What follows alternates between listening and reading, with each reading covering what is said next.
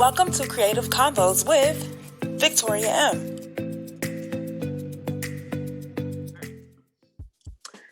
Hello, thank you all for joining Creativ Convos. I appreciate you all tuning in so far. Thank you so much for viewing the recent episodes that we have had and following us and being a part of this. Today we are here with Miss CJ Colas. Yes, thank you for having me. Thank you so much for joining us. When you submitted your story to Creativ, just for us to follow up with you and for us to spotlight you, your story was so moving and you're doing an amazing thing. So if you could just start with just letting us know about your foundation, your organization. Okay, like you mentioned, my name is CJ Colas.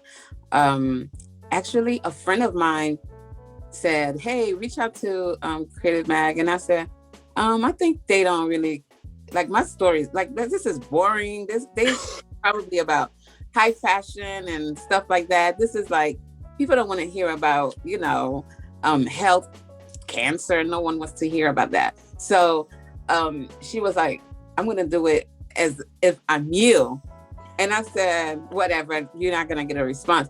And then I got an email because she used my email. And I thought, oh my gosh, they're interested. And then I called her. So basically I thought, because my situation, in late 2016, I was diagnosed with stage 3 cancer, and it's uterine cancer. So when I learned about uterine cancer, when I learned I had it, basically they said, oh, it's already not just that it's in your uterus, it's spread to your lungs too. And then, so they said they needed to do more testing to see where else it spread to. They checked my brain. They said, because the next place would be my brain. So prayerfully, thank you, God. And I say that a million times, and I will continue to say it. It did not get to my brain. It was just in my lungs. So I learned about having cancer on a Wednesday. By Friday, I had emergency surgery. I had to get a hysterectomy done. And I had to wait another week for my healing to complete. Well, not complete, but to start processing, and then started chemotherapy and radiation. Within that time during my treatment, I basically wanted to learn more about the illness that I had. So I was doing research online, like what about uterine cancer? Because honestly, I had never heard of anyone or knew anyone with uterine cancer. When you hit with cancer, you hear breast cancer, you hear stomach cancer, you hear ovarian cancer, but never uterine cancer. I had never met anyone. So I wanted to do my own research. And I thought, okay, let me start. And there was little information about it online. So I decided to create a blog to talk about my journey, what uterine cancer was. And during my research, I've learned that it's easily misdiagnosed. And we, especially within our, Black and brown communities, we're told a lot that we have fibroids. When that was my issue. I had a lot of issue with having uterine fibroids. And which people think, oh, that's never going to turn into cancer. There can't be cancer. And it's really not true. It can. And that was my issue. So I had just had my son 2 years prior to learning I had cancer. And my son was only 2. So during that time, I had an IUD. Actually, I had the IUD when he was about maybe 6 months old. And I said, just in case, I wanted to wait until he may be about 4 to have another child, because he's my only child.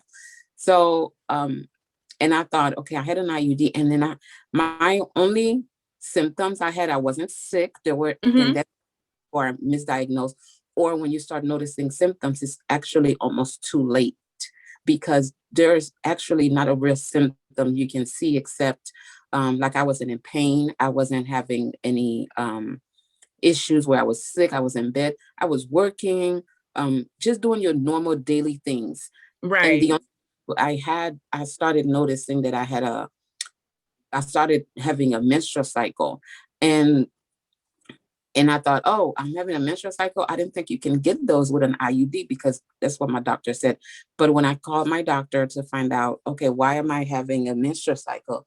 And he said, well, Sometimes you can spot. And I said, okay, let's see how long that goes. So I realized, okay, I'm spotting, but this spot continued and it kept going on for 2 weeks and another 3 weeks. And I kept going. So I went back to my doctor. He said, oh no, that's uncommon. So he removed the IUD and he left it out for a while. And he said, I want to put you on birth control to regulate the cycle, which is what some of the things they say. Uh-huh. And so I went ahead and I thought, okay, sure. So I took birth control for 30 days, went back to my appointment. And by then, my menstrual cycle had gone from spotting to a regular cycle to heavy bleeding. And I know Right. my, and I thought, I know my body, this is not normal for me. And he put me back on, he put the IUD back in, more birth control. And it just got worse. And then this was from actually June going on through August. That was the length. And currently I'm living in Nashville, Tennessee, but I grew up in Florida, in Miami. I'm from Miami. My entire family lived there. So my parents came up to visit, and I remember talking to my dad, and he said, "That's not normal. You need to see a doctor ASAP." And because my family is Haitian, Right. they do home remedies, where we drink a lot of tea, and so my parents went back, and my mom and my dad sent um, leaves so I could boil the drink and a lot of things, and it didn't work. And I told them this is not working. It seems like it's Right. worse. And at the time I was working, like I mentioned, I lived maybe 10-15 minutes from work. Um, I was driving home and I had an accident. My entire car was a mess. I got Oh, home, wow. got in the shower. I was standing there and blood was just gushing, clots was gushing down. And I thought, oh my God, I'm just going to bleed to death. I don't understand what's going on. I called my doctor. He said, come into the hospital the next day. When I went in, he said, I need to scrape the clotting. That's what's causing the bleeding. Because he had done ultrasound. Wow. He did like 2 ultrasound. And he said, it's the fibroids. That's what he kept saying. The fibroids is doing this. They're growing bigger. I can see it. They're big. And I can tell they were bigger because I felt like my stomach was getting bigger. And I felt like almost like I wasn't to a, I feel like, oh my God, this is feel like pregnancy almost. And so when we got to the hospital, my husband and we sat there and they did some, before they do any procedures, they do lab work for you. So they did some lab work and they came back that I was pregnant. And I said, that's impossible. And they said, we need to do it again. They did it again. And the doctor came back and said, I don't know what's going on. It's showing that you're pregnant, but you should have been at least 9 months pregnant as far as, Right. my levels were so high. And I thought, wow, that's crazy. But I got scared because I thought, okay, I must have miscarried. And that's why I was bleeding so heavy. So Right. he admitted me into the hospital. The next morning, woke up with the news that no, it's not all of that is cancer. The tumors, the fibroid tumors are actually cancer. It's already in your lungs. And that's how I got my news. And I went into the hospital for an outpatient procedure, ended up staying for 12 days. So that was like, whoa, my life just changed. And so that was my journey. So during chemo, I thought I need to keep searching and researching about uterine cancer. And that's when I started blogging about uterine cancer and just to get the news out there. There's this illness, it's real. This is something that a lot of us are being told that we get misdiagnosed, that we have Yes, fibroids that's true. Yeah. and there's cancer going on. And this could have killed me. I was at stage 3. There's 4 stages to it. I'm at stage 3. So if it had gone to my brain, then I would have been at stage 4. So then when I started blogging, a few people started reaching out saying, yes, my wife died from it. My a man called and said, hey, my sister died, my mom. There were people that were actually out there that had family members that died, but I've never heard of it. So I thought, wow, this is crazy. And then through my research, I've learned that more Caucasian women are diagnosed yearly with uterine cancer and more African Americans are dying. So I said, the numbers aren't adding up. Why more Right. get it, but more African Americans died from it because the lack of knowledge, unaware. So Information and just not allowing people to, like, yeah, with the symptoms, not fully understanding their symptoms. It comes with like the Black community. I think that's Yeah. something that people really need to understand Yeah. when it comes with health. One Yes. thing that I think a lot of women, especially Black women, are looked over and are just not really taken seriously when they go into a medical field, or not medical field, but when they go into the doctor and they're Yeah. saying something is wrong and something's abnormal, something's not right here. Right. I think as a woman, you're aware of your own body and Exactly. understanding when something's not right. And I think it's just the best that, like, sometimes you have doctors that understand, doctors who are of color, but also doctors who are not of color. You have to start Yeah. listening to women Yeah. of color when they have symptoms and when they are realizing that something's not right with their body. Exactly. And that's why a lot of, more African American women died during the time they're giving birth than any other culture, because I believe they feel like we exaggerate about being in pain. They it's a lot of things. And I'm a person, I tolerate pain like I can tolerate pain. And like I said, I wasn't in pain. And even my physician was like, have you been in pain? And I said, no, I haven't. She said, you sure? Even my husband was like, she can be in pain, and felt like, oh, it's normal, because Yeah. she had a lot of pain.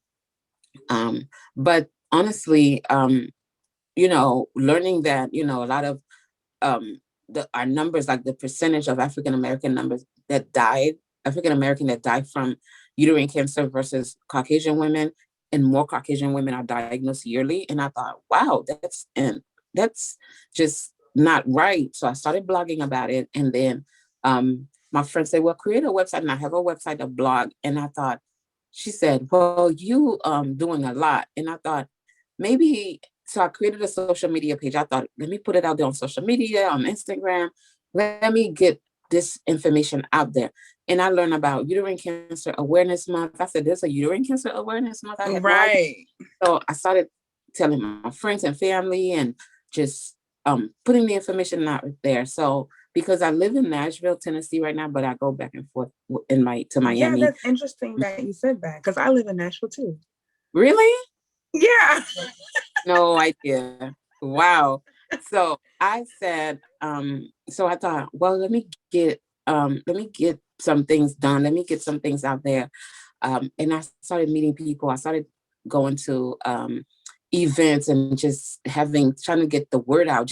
I just want people to understand. I just want that information out there as much as people hear about breast cancer. I want uterine cancer to Yes. be important. So that's why I created a foundation. I thought this will help people. And while I was in chemo, I remember meeting different women that was going through cancer, and not necessarily uterine cancer.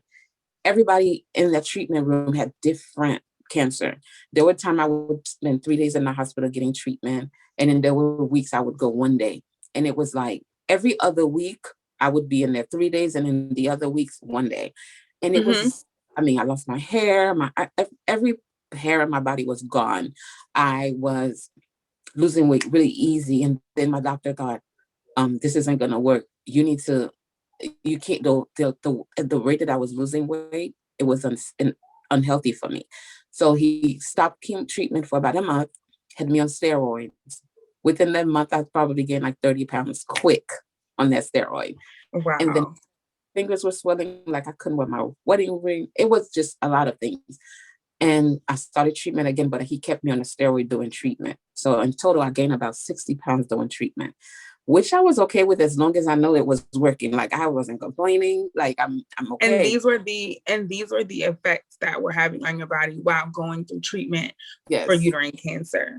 And so correct. with your blog that you have, um, are you like documenting and commenting about the changes that you're going through Ye- during treatment, before treatment, and after treatment?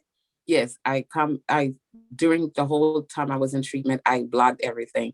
I posted everything on social media, on Instagram, on Facebook. Losing my hair, I talked about that. I talked about I knew it was coming, losing my hair, but the time that it came was like, I felt like it was the wrong time.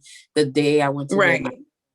my sister-in-law and brother was getting married, and I was part of the wedding. and my hair was falling out. And I thought, not today, let it happen tomorrow, but not today. And I ended Like up, we could control, when. yeah. And and it happened, and I ended up walking in these people wedding with a bald head. I felt like actually I went to the store trying looking for wigs. I felt like nothing looked right. Nothing, absolutely. At that moment when you have an idea what you want to look like, but Right. No, I completely not understand. I think mm-hmm. women that, go through cancer, I think it's as many stories that you can hear Yeah. or that you read about, it's still never going to prepare you to how your body Right. like experiences it. That's what when you were talking, going back to what you were saying at first, when you were stating like, you had no idea about the cancer. You didn't have a lot of information about a particular type of cancer that you had. And being, a Black woman, you start to understand like there's a lot of information that's not needed. When did you, Right. like, when you stated that and you said that you wanted to start your blog, when was it the moment that you really realized that you needed to get the information out there and to help? And what made you use a blog as your medium to try to, spread information and share information with others? Well, when I started researching, like, how can I heal myself at home? Like, what causes this? How do women get this? Is it something that can come back if I'm healed? Am I going to die? Like, I wanted to know what percentage of women survive. Those were the thoughts going through my head because I was curious to know because I was at the time I'm thinking I have a 2-year-old. I want to see him grow up. I want to survive. I want to live. I'm not giving up. I want to make sure I'm healthy. And I changed my lifestyle as far as eating habits. Mm-hmm. Um, I mean, like I said, I used to eat anything and everything. Now it's just, I don't eat meat. I just eat fish. Like I've changed a lot of things, especially, just though, like I never worked out. Now I walk, those little things. But when I started I actually would Google and say, what percentage of women survive this? And the answers I would get it would say this amount of women survive. And that's when I learned more African American women died, and then more Right. Caucasian are diagnosed. And I thought people need to learn about this. People need to know what's going on. So Especially in the Black community. that's so I started blogging about it, and I thought, wow. And then I said, you know what? This is going to turn into an entire thing. And then I said, I want to I got a 501c3 foundation I created just, and the reason that 501c3 foundation came a bit later, because like I mentioned, I was going through chemo and we would leave treatment, and the women I talked to, some of them, they didn't have families to take care of them. They didn't have, they were thinking about, should I buy medicine? Should I buy food? Which one should I do? Like it was, Wow. Yeah. after your treatment, you're sick. It can get you really sick. You're weak. I would get treatment the same day, leave the hospital. I would go to Walmart, grocery shop, and I have all the energy. The next day, I can't get out of my bed. I live in the bathroom because I'm throwing up all day. Like that was one of the issues. And I thought, I can imagine some of these women are having a family to help. Although my entire family lives in Florida, but my husband and his brother live here, and the wife, they help, they support. I have a great church family. I work with Right. So you med have a community, family. thankfully.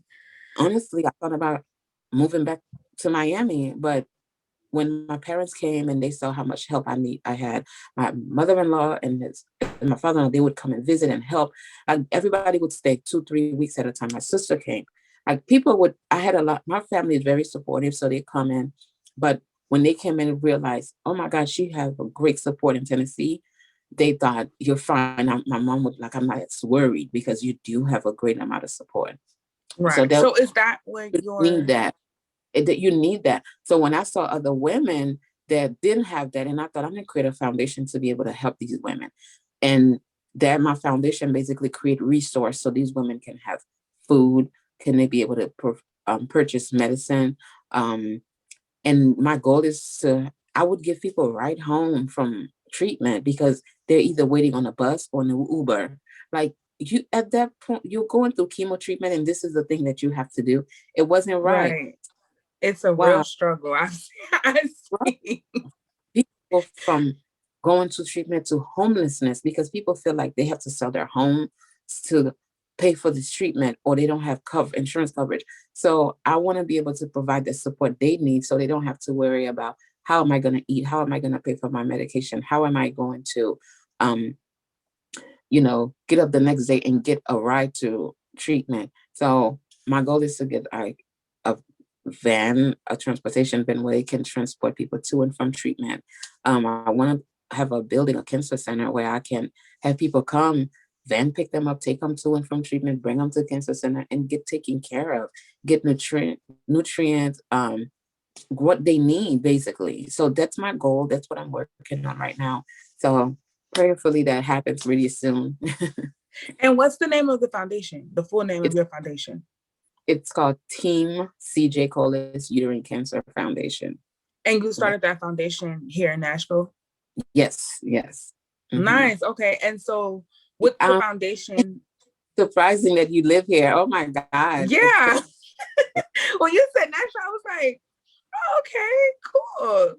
What part of Nashville? I live Nashville downtown, like the downtown area. Okay. I'm not. Yeah. I don't know a lot of places because, like I said, I'm from Florida. Yeah. No, I get it. I actually used to live in Miami too. So that's so funny. I just moved from Miami to Nashville. So wow. We have same thing. Same. Oh my God, crazy. Yeah, I lived in North Miami. Thing. But yeah, so you were during your whole journey with you having uterine cancer, you were not only trying to recover and heal from uterine cancer, but you also experienced motherhood in the midst of all of that. And so I could see how you creating that foundation and you wanting to assist women with this, because you kind of experienced two different realms. You're a cancer patient and a survivor, but you also a mother. So I'm sure whatever energy that you should have to be a mother was completely gone when healing and going through treatment and, everything like that. So just you being able to survive this and still out here having the energy to be a mom and to be a survivor, and also trying to champion for women who are out here that you've seen with the same struggle, even more than yours. Like you said, you had support, but you've seen people who have not had support. I'm sure they were mothers as well, and just still like struggling to, fight this, disease. And so your story is inspiring. And that's one thing at Creativ Magazine, even though it seems we are focused on fashion and art, and we are all about reaching out to individuals and giving them a spotlight because they inspire others. You never know how your story could touch someone who's going through the same thing that you went through, or just enter the phase of knowing that they have some type of cancer, whether it's uterine, breast cancer, any other type of cancer. Your story and your will to just keep going is something that is just so inspirational, truly inspirational. Especially with so much going on today. One thing people just don't have to, the one thing that you really hate to worry about is your body breaking down on you. Yeah, without, if you're not healthy, you have nothing, because in the moment that you're fighting for your life, you're thinking about, well, if I don't have anything left in me, if I don't have anything, like, we worry, I think in our daily lives, we worry about the wrong thing. Like, oh, I need to get rich. Or that's what everybody's goal. To, be wealthy, have money, but the health part, if you health don't have wealth, right? If you don't have that, because when it changed me, because the little things I thought were important, when I got the news that I had cancer, and I'm laying there, and I thought, oh my God, nothing else mattered, nothing else seemed important except for, in this moment, God, I just need you to heal me, give me another chance. And I remember asking my doctor and saying, am I going to live? Am I going to survive this? After getting the news, he said, and honestly, I wanted him to say in my face, yes, no problem. And I didn't get that from him. And he was just going in circles saying, well, a lot of people survive this illness. But in your case, I want to do more testing to see if it's spread anywhere else. So we'll know for sure about, your percentage survival rate. We know like, no, you're not telling me what I want to hear right now. I just want to Right. know. Yeah. I wanted a straight yes or no. And I was getting a little bit angry. And he said, don't worry. And I said, what? Not worry? Like, my son is 2 and I might not be here to see him grow up. And at the time, I didn't think about my husband, because I thought, okay, he still can get out there, be married or whatever. But all I wanted something happened to me, I want him to marry someone that loved my son. That's all I can think about was my son. And when they test me and said it wasn't in my brain, and he said, well, right now, let's see if chemo works. If chemo doesn't work, then we have to try another alternative. But if chemo works, your survival rate can be at 80%. Wow. And I thought, thank you, Lord. And Right. I just pray that it worked. And Yeah. First day of treatment, my husband was working, and my husband's brother came into the hospital and sat with me. And he said to me, and they came with a booklet. I remember it seemed like it was a booklet of papers. I had documents I had to sign, basically saying, this can kill me if it hurt me, like my family cannot sue my family. Like, I'm accepting this to treat the illness that I have. Like, it was a lot of things, and basically saying if I have a will, a power of attorney, like, so much things were So much information. Yeah, I could definitely see like how. Here, yes, Yeah, and it's scary. And before the nurse started, and every time you go into the hospital, the nurse will put on gloves to do whatever. But that day, we were in a room at the hospital, and my brother-in-law sitting there, and I'm thinking about my son, and I'm praying, and I'm nervous. My heart is racing, and the nurse was getting mask and gear, like she was going to space. She got full gear, and I said, I've never seen nurses do that before. Why are you doing this? Like, what's going on? And she said, well, the treatment you're getting, if you feel like you can't breathe, like you feel like there's an elephant sitting on your chest, or you feel like you're gonna throw up, if you feel any type of way, we have to stop it right away. And the reason I'm in this gear, if it spills, it can burn my skin because it's toxic. And I thought, oh wow, what, it's going in my body? What do you mean? And it's going in your body, right? And it's such a strong chemical to help, like, fend off the cancer. Exactly. In the moment, I just thank God. And I looked over at my brother-in-law, and he had like a poker face, as if like, if I look scared, she's gonna get scared. If I look like, and I felt that's what he was, but because I looked over at him, and he was like, "You're gonna be all right." And I was like, and when they injected me with the medication, first they gave me nausea medication so I didn't throw it up, and then when they gave me the chemo, 2 nurses stood in the room and just stared at me. I was like, kept staring at me for 10 minutes at least. She kept looking. She was timing herself. And I said, what's going on? She said, we have to make sure your body's reacting good. And they were smiling and saying, she's reacting really well to it.